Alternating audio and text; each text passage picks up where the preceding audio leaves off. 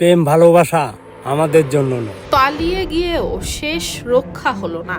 র্যাবের জালে ধরা পড়লেন আলোচিত কন্টেন্ট ক্রিয়েটর রিপন মিয়া। ১৩ বছরের স্কুল ছাত্রী ধর্ষণের অভিযোগ জোরালো হতেই বাড়ি থেকে উধাও হয়ে যান রিপন। আজ সকালে ময়মনসিংহের গৌরীপুর উপজেলায় অভিযান চালিয়ে তাকে আটক করেছে র্যাব ১৪।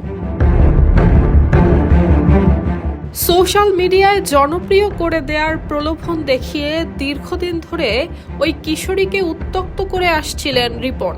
গত ১ আগস্ট সন্ধ্যায় বাড়ির পাশের একটি নির্জন জঙ্গলে নিয়ে ওই স্কুল ছাত্রীকে ধর্ষণ করেন আলোচিত এই কন্টেন্ট ক্রিয়েটর।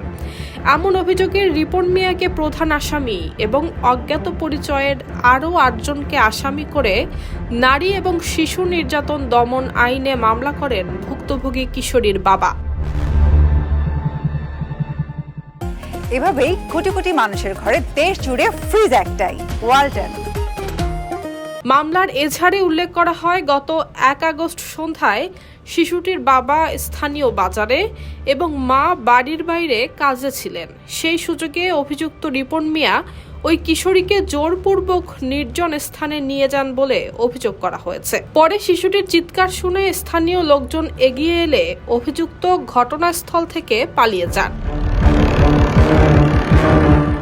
মামলার অভিযোগে আরও উল্লেখ করা হয়, রিপন মিয়া দীর্ঘদিন ধরেই ওই কিশোরীকে উত্ত্যক্ত করতেন। সামাজিক লজ্জা এবং নানান আশঙ্কার কারণে পরিবারটি শুরুতে এই বিষয়টি প্রকাশ করেনি। পরে ঘটনার পরিপ্রেক্ষিতে তারা আইনের আশ্রয় নেয়। আইন শৃঙ্খলা বাহিনী জানিয়েছে, গ্রেফতার হওয়া রিপন মিয়াকে আইনি প্রক্রিয়ার মাধ্যমে আদালতে হাজির করা হবে। একই সঙ্গে মামলার অন্যান্য আসামিকে শনাক্ত এবং গ্রেফতারের চেষ্টা চলছে। News desk, Bangladesh bulletin.